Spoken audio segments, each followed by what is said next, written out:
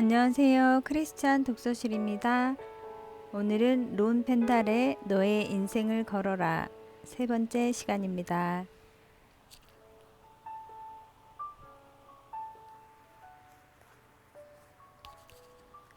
7장 노예도 우리의 형제 자매들이다. 모든 것을 빠짐없이 샅샅이 조사해주게. 가능한 모든 증거를 다 모아야 하네. 런던뿐만 아니라 모든 항구에 들어오는 노예 무역선을 철저히 조사해서 아프리카에서, 해상에서, 식민지에서 어떤 일들이 자행되고 있는지 증언할 증인들도 물색해주게. 윌버포스는 노예무역위원회에 클라크슨에게 노예무역의 사악함을 만천하에 폭로할 정확한 정보와 증인을 하루빨리 확보해 줄 것을 부탁했다. 노예들을 어떻게 사로잡으며 어떻게 잔인하게 승선시키고 대서양을 항해하는 해상에서 노예들을 어떻게 혹독하게 다루는지에 관한 정확한 정보와 그것을 증언해줄 믿을 만한 증인을 확보하지 못하면 하원 의원들을 설득할 수가 없기 때문이었다. 또 정확한 수치도 필요하네. 서인도 제도나 미국에 도착하기 전에 사망하는 노예들의 숫자가 얼마나 많은지를 보여주고 노예 무역이 결코 좋은 투자가 아니라는 것을 증명해야 하니까. 노예 무역을 지지하는 쪽의 방해도 만만찮을 걸세. 조심해서 신중하게 잘 해야 하네. 클라크슨이 수집해온 자료에 의하면 노예들의 실상은 소문으로 듣던 것보다 훨씬 비참하고 잔인했다. 영국의 노예 무역선들은 서아프리카 해안에서 노예들을 직접 사로잡거나 다른 상인들이나 마을의 추장들로부터 샀다. 돈에 눈이 멀어 마을 주민 전체를 파는 파렴치한 추장도 있었다. 노예 무역선에서 노예들은 2명씩 쇠사슬에 묶인 채 75cm도 안 되는 공간에서 짐짝처럼 지내야 했다. 또 노예들의 몸값을 많이 받으려면 건강해야 되기 때문에 날씨가 좋은 날에는 채찍을 맞으며 강제로 갑판에 나가 뛰어야 했고, 날씨가 나쁠 때는 몇 날 며칠이고 어둡고 습한 배 밑바닥에서 자신들이 배설한 오물과 함께 지내야 했다. 그 냄새가 얼마나 지독했던지 1km 밖까지 진동을 했다고 한다. 그렇게 지내다 보니 배가 미국이나 서인도 제도에 도착할 때쯤에는 많은 노예들이 죽거나 심각한 병에 걸려 있었다. 클라크스는 또 노예들이 선상에서 학대를 당한 물증들, 노예를 묶었던 족쇄, 고문에 사용했던 엄지손가락을 죄는 틀, 노예를 때렸던 채찍, 노예 무역선에서 일했던 수천 명의 선원들이 직접 목격한 실화, 노예들에게 행해진 비인간적이고 잔악한 행위에 대한 무수한 증거를 가지고 런던으로 돌아왔다. 그러나 그런 자료들을 직접 눈으로 보고 듣고 확인한 클라크슨의 마음은 너무나 슬프고 씁쓸했다. 그리고 노예 해방 운동은 절대 포기될 수 없는 일이라는 것을 더욱 절실히 느끼고 다짐했다. 1787년 성탄절 직후 연말 의회 연설에서 윌버포스는 내년 회기에 노예 무역 폐지 법안을 정식으로 상정하겠다고 발표했다. 저는 이제 내년에 회기가 시작되면 노예 무역 폐지 동의안을 정식으로 상정할 준비를 마쳤습니다. 지금 온 나라가 예수 그리스도의 탄생을 축하하고 있습니다. 이때야말로 노예 제도라는 비인간적인 제도로 인해 말할 수 없는 고통을 당하는 아프리카 대륙의 형제, 자매들을 도울 법안을 정식으로 상정한다는 발표를 하기에 가장 적절한 시기라고 생각합니다. 우리는 이미 이 끔찍한 노예 무역을 폐지해야 하는 신빙성 있는 수많은 증거들을 확보했습니다. 앞으로 존경하는 의원님들과 함께 그 증거들을 나누며 선한 결과를 위해 토론할 미래를 기대합니다. 윌버포스의 연설에 20년간 의원으로 활동해온 찰스 제임스 폭스가 지지 발언을 해주었다. 저는 요크셔에서 온 이 멋진 신사가 제안한 법안을 강력히 지지합니다. 저는 윌버포스 의원이 발의하기 오래전부터 노예무역은 폐지되어야 한다고 생각하고 있었습니다. 이것은 참으로 우리 의회에서 반드시 통과시켜야 할 가치가 있는 안건입니다. 우리 대영 제국의 명예를 훼손시키고 있는 노예무역 제도는 하루빨리 폐지되어야 합니다. 아프리카 국민들의 안녕과 대영 제국의 명예를 위해 이 안건을 환영합시다.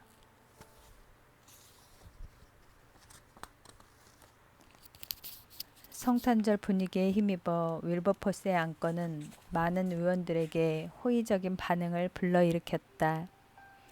그래서 윌버포스는 자신의 안건이 신속히 처리되어 머지않아 노예무역이 폐지될 것으로 낙관하였다.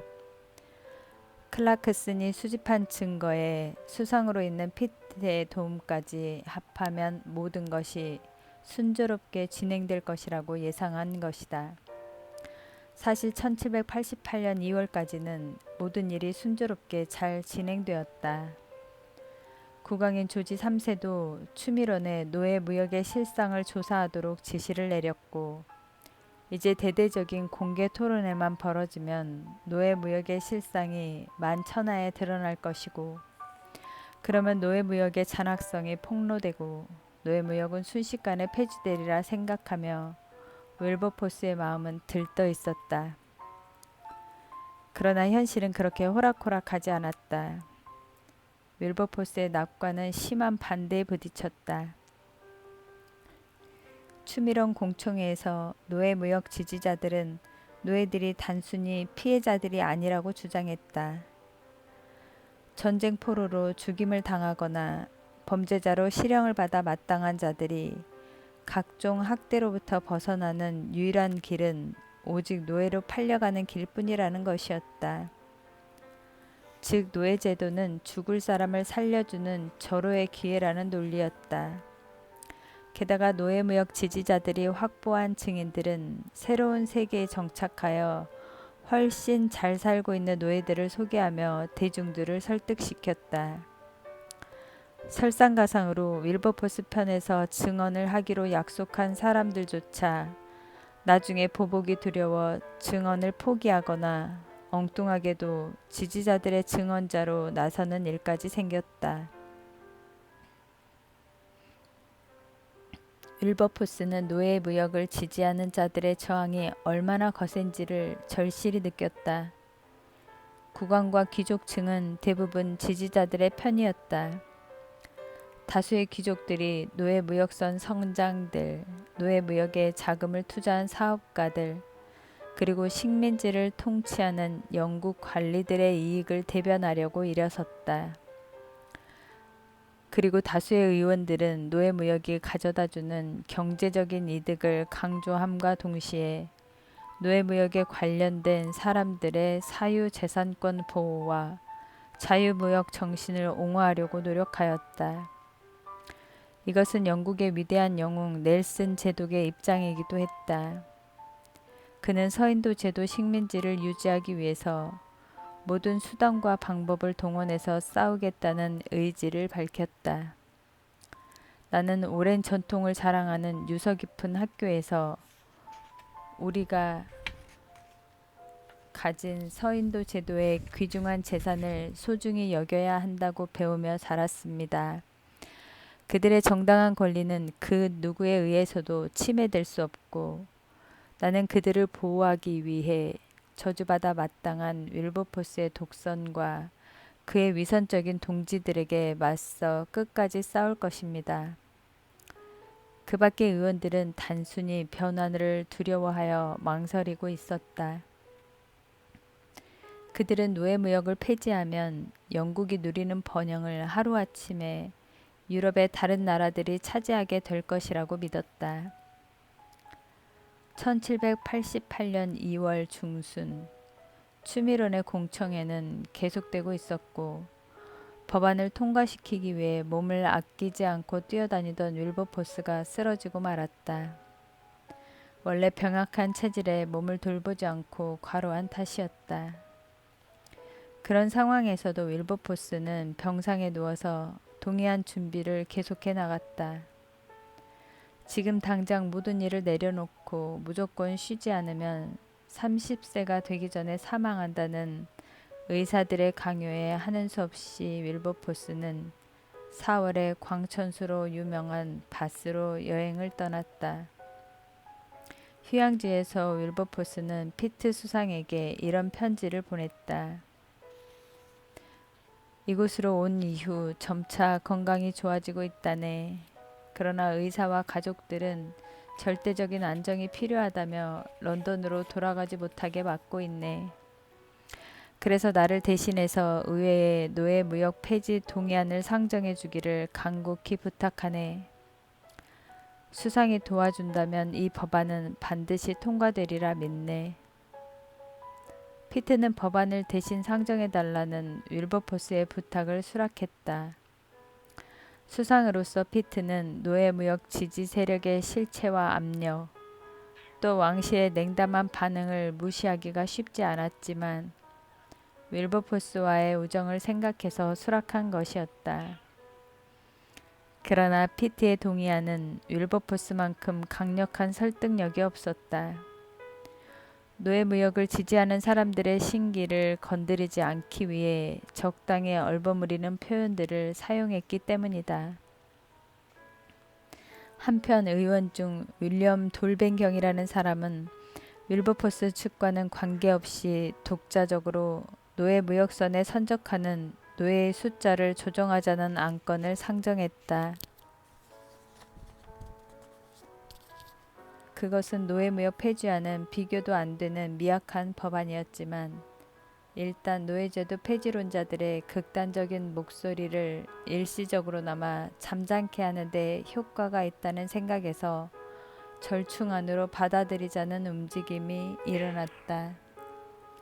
만약 이 법안이 통과되면 바로 앞에서 제안된 노예무역 폐지안 통과는 무산될 가능성이 높았다. 그래서 윌버포스 측은 피트의 법안이 충분히 고려되기 전까지는 돌빈의 수정 동의안을 잠시 철회해달라고 부탁했다. 그러나 돌빈의 수정안은 그대로 통과되어 버렸고 윌버포스 측은 전략적으로 열세한 위치에 처하게 되었다. 노예무역 폐지를 미온적으로 지지하던 사람들이 돌벤을 지지한 것으로 대리만족을 얻었기 때문이었다. 윌버포스는 11월에 건강을 회복하고 다시 런던으로 돌아올 수 있었다. 그러나 국왕인 조지 3세의 병세가 악화되는 바람에 피트 수상과 의회는 국왕이 회복될 때까지 황태자가 섭정을 해야 하는가 하는 문제를 두고 몇 달을 협의하고 있었다. 그와 같은 여러 가지 악재로 인해 노예무역 폐지안은 계속해서 처리되지 못하다가 결국은 다음 해로 넘어가 버렸다. 다음 회기에서의 승리를 위해 윌버포스는 노예무역 지지자들의 주장을 정확한 자료와 전문적인 지식으로 반박해줄 사람으로 서인도 제도에서 최근에 돌아온 제임스 스티븐이라는 뛰어난 변호사를 자신의 대의에 끌어들였다. 스티븐은 노예무역 지지자들의 주장이 별다른 비판 없이 받아들여지는 것에 분노했다. 의회에서 윌버포스를 지지하는 발언을 할 경우 변호사로서 밥줄이 끊어질 수도 있는 위험한 상황이었음에도 스티븐은 기꺼이 윌버포스를 돕기로 결정한다. 윌버포스 의원님, 당신이 하는 일이야말로 진정으로 올바른 일입니다. 앞으로 어떠한 반대에 부딪히더라도 절대로 포기하지 마십시오. 스티븐의 격려와 조언은 윌버포스에게 많은 힘과 도움이 되었다. 노예무역 지지자들의 주장을 뒤집을 자료와 정보를 철저히 준비함과 동시에 윌버포스는 1789년 5월 12일에 있을 노예무역 폐지에 관한 의회 기조연설을 준비한다.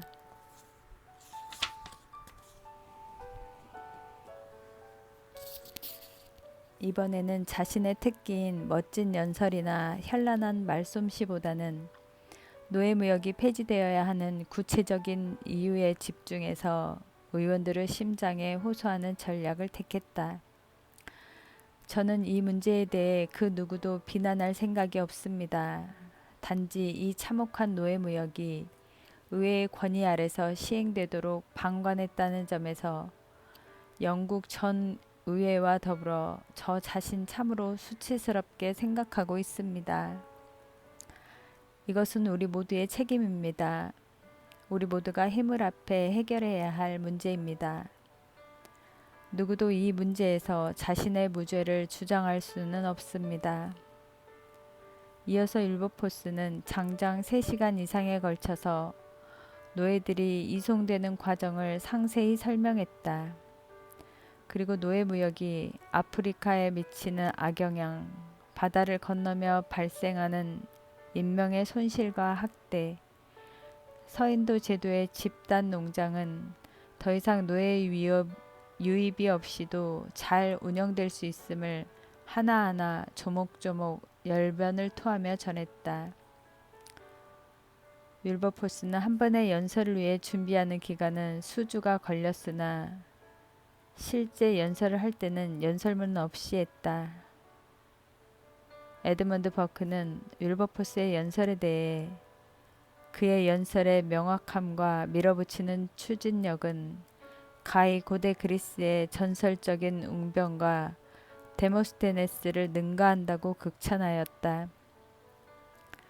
치밀하게 준비되고 기가 막히게 전달된 연설이 모든 일에 성공을 보장해 준다면 노예무역은 즉시로 폐지되었을 것이다. 그러나 각종 이권들이 얽히고 얽혀서 실타래는 쉽사리 풀리지 않았다. 토론회는 며칠 동안 계속되었고 노예무역을 지지하는 무리들은 결국 하원 전체가 참여하여 더 많은 증거와 증언을 들어봐야 한다는 결론을 이끌어내는데 성공했다. 그로 인해 윌버포스 측의 동의안이 표결에 비춰질 가능성은 차단되었고 아무런 성과 없이 회기가 끝날 것 같자 윌버포스는 의원들에게 간청했다. 여러분, 이만하면 증거는 충분하지 않습니까? 모든 증거가 더 필요하단 말입니까? 제발 부탁드립니다. 영국 의회가 이 중대한 안건을 밀쳐놓고 다른 일을 할 수는 없습니다. 윌버포스의 애끓는 호소에도 불구하고 6월 말 의회가 정회될 때까지 노예무역 문제는 해결의 실마리를 찾지 못했다.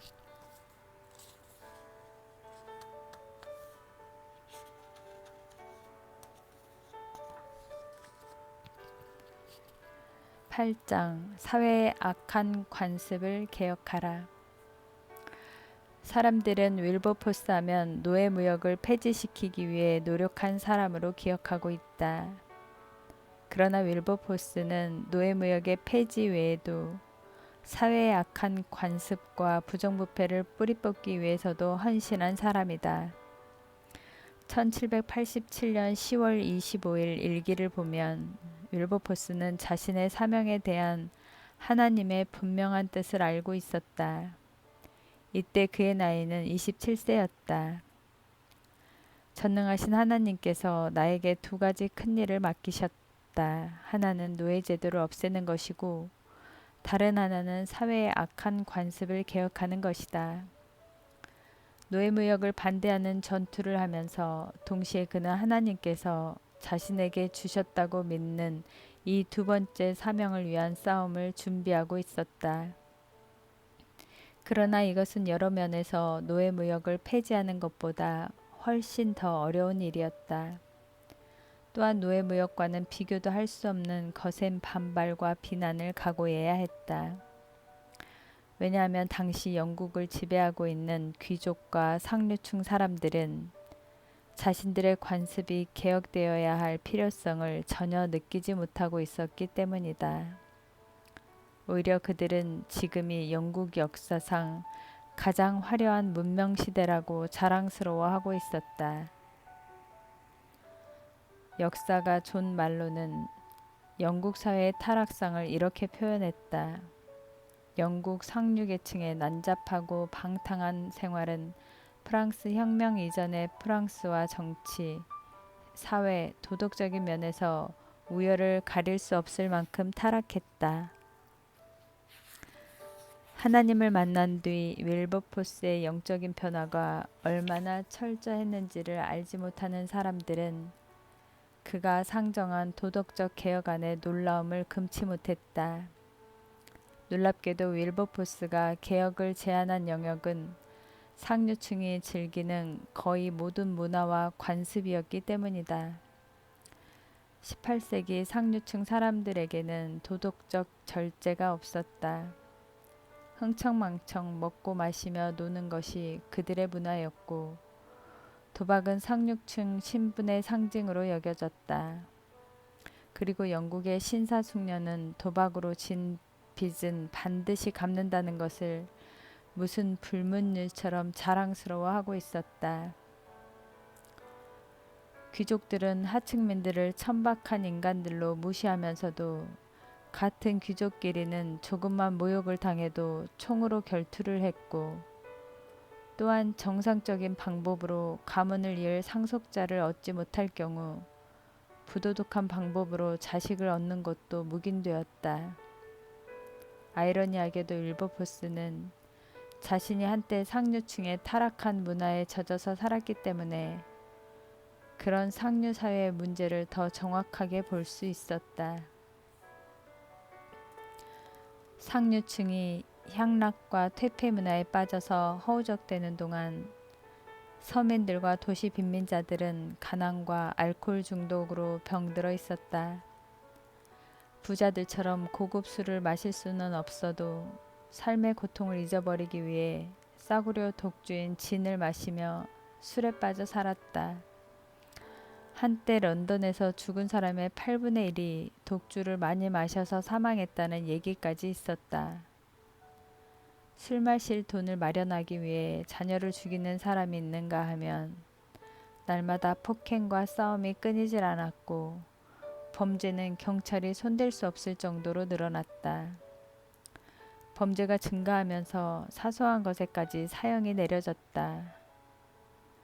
토끼나 물고기 같은 것을 훔쳐도 사형이고 나무를 베거나 집, 헛간에 불을 질러도 사형을 당했다. 남녀를 막론하고 14세 이상이면 누구에게나 사형이 적용되었고 사형이 영국처럼 광범위하게 적용되는 나라는 이 세상에 없다는 말이 나올 정도였다. 계층 간의 빈곤차는 극에 달했다. 상류층 젊은이들은 하는 일 없이 놀고 먹으면서 하루 저녁에 10,000파운드를 도박장에서 잃어도 눈 하나 깜짝하지 않았지만 빈민친 여성들은 자기 몸무게보다 무거운 석탄을 나르다가 불구가 되기도 하고 7세 미만의 아이들까지 광산이나 제분소에서 하루 13시간 이상씩 일을 해야 했다. 게다가 서민들이 즐기던 소 골리기, 닭싸움, 범죄자의 공개 처형 관람 같은 문화나 성적인 문화는 상류층보다 더하면 더했지 결코 덜하지 않았다. 지나친 사치와 허영, 굶주림과 야만적인 행위의 극단적인 대조는 존재해서는 안 되는 것이다. 이것으로 인해 영국은 큰 어려움을 겪게 될 것이라는 경고의 목소리가 점점 높아졌다. 그러나 당시 영국의 국교회는 이런 사회적인 문제에 아무런 역할도 하지 못했다. 당연히 어렵고 소외된 이웃을 돌보아야 할 주교들은 사냥과 호화스러운 생활에 빠져 그들의 고통을 외면했다. 가끔 의식 있는 성직자들로 몇몇 있었지만 대부분의 성직자들은 사회의 관습에 순응하고 있었다. 이것이 27의 젊은 정치가 윌버포스가 영국의 관습을 개혁하겠다고 선포했을 때 마주해야 했던 상황이었다. 이런 상황에서 사회 관습을 개혁하는 것은 노예제도를 폐지하는 것보다 훨씬 어려운 일이었다. 노예제도의 폐지는 먼저 노예무역을 법으로 금지하고 노예제도 자체를 폐지하면 되지만 사회 간섭의 개혁은 아무리 법적인 조치를 취하고 금해도 사람들의 생각이 변하지 않으면 실효성이 없기 때문이다. 존 웨슬리나 조지 웨필드 같은 복음주의 설교자들이 아무리 회개하라고 외쳐도 상류층 귀족들은 무시해버리는 것을 보아왔기 때문에 윌버포스는 사회개혁은 법으로는 어렵다는 것을 깨달았다. 그러나 윌버포스는 그들이 하나님의 존귀한 자녀로서 살아가지 못하는 것이 마음이 아팠다. 부자든 가난하든 그들에게 예수 그리스도를 알게 해주고 그들의 삶에 변화를 주고 싶었다. 윌버포스는 작정상 한 걸음 뒤로 물러서서 지혜롭게 개혁을 이루어 나가기로 했다. 말하자면 사회에 개혁의 거센 회보리바람을 일으키기로 한 것이다. 자신은 뒤에서 정치적인 지지 세력을 모으고 앞장서서 캠페인을 벌이는 일은 다른 사람에게 맡겼다. 윌버포스는 이전에 선포된 국왕 조지 3세의 포고문을 다시 천명하는 것으로 전국적인 개혁의 바람을 몰고 올 첫걸음을 내딛었다. 이미 1760년과 1781년 두 번에 걸쳐 조지 3세는 이전의 국왕들과 마찬가지로 경건과 선을 장려하고 악과 불경스러움과 부도덕을 예방하기 위한 포고문을 발표했었다. 하지만 그런 포고문들은 의뢰하는 형식적인 것으로 효과를 거두지는 못하고 있었다. 포고문의 내용은 이러했다. 불경함과 방탕함의 급속한 전파, 비속함과 부도덕, 그리고 온갖 종류의 악행의 범람으로 인해 우리의 거룩한 종교가 더러워지고 이 나라가 타락의 길로 치닫는 것에 관하여 짐은 깊은 우려를 표명한다. 그러므로 짐은 추미론의 권유를 받아 이 포고문을 내리며 왕실의 목적과 결단을 엄숙히 선언하는 바 모든 악덕과 불경과 부도덕에 관하여 지위를 막론하고 이 나라에 거주하는 모든 사람에게 동일한 처벌을 적용할 것을 선포한다.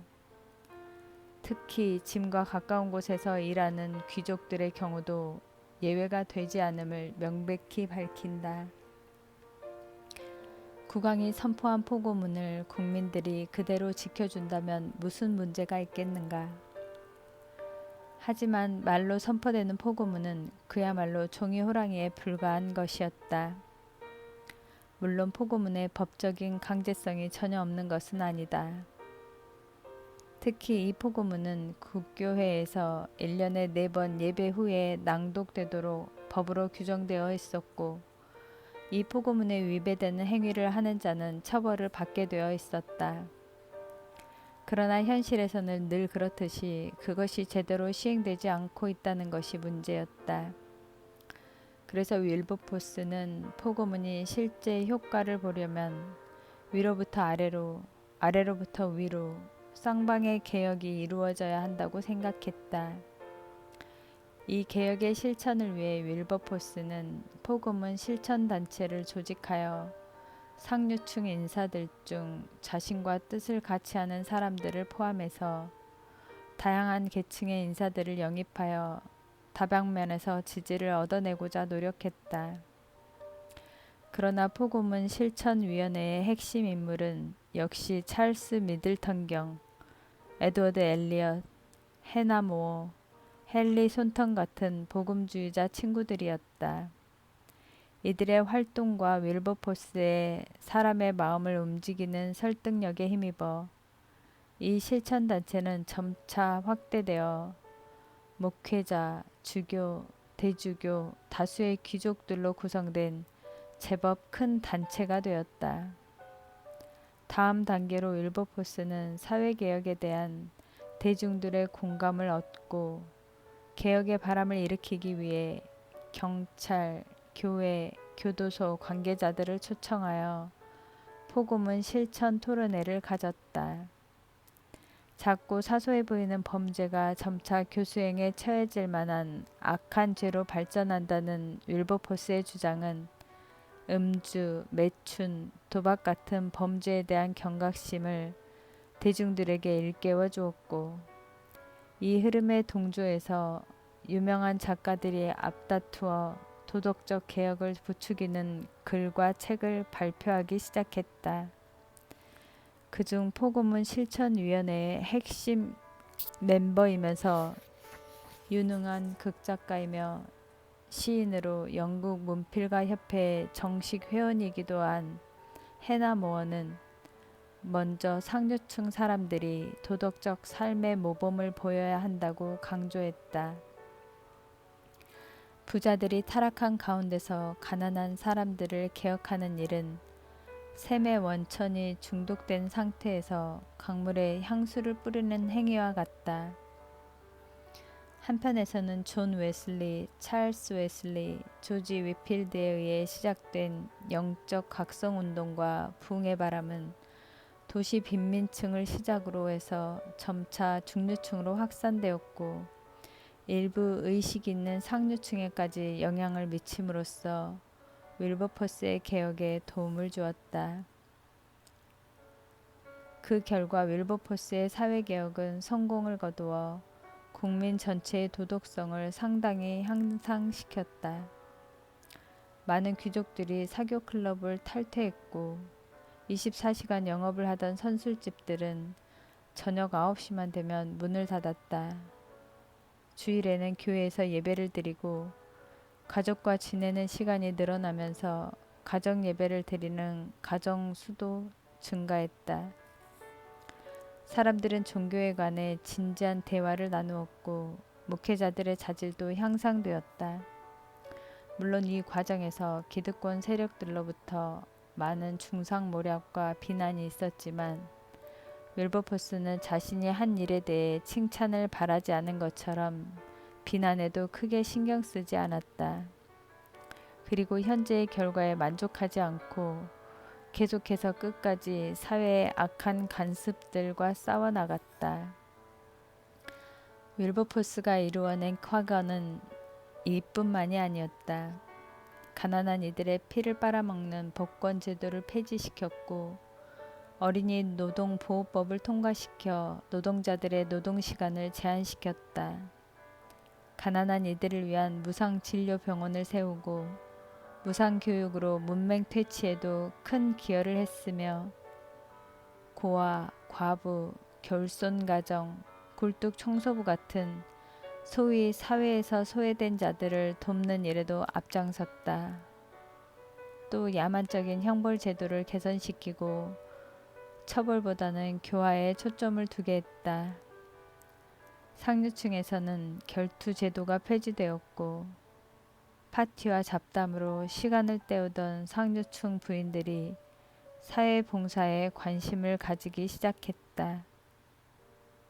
윌버포스가 지원하는 자원봉사 단체와 인도주의적인 비영리 단체의 수는 무려 69개나 되었다.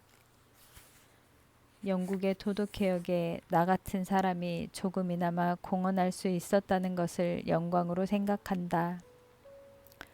영국 사회를 개혁하기 위해 헌신한 윌버포스를 사람들은 영국의 양심이라고 불렀다. 의회의 많은 젊은 의원들이 그의 영향을 받아 복음주의 기독교인이 되었다. 감사합니다.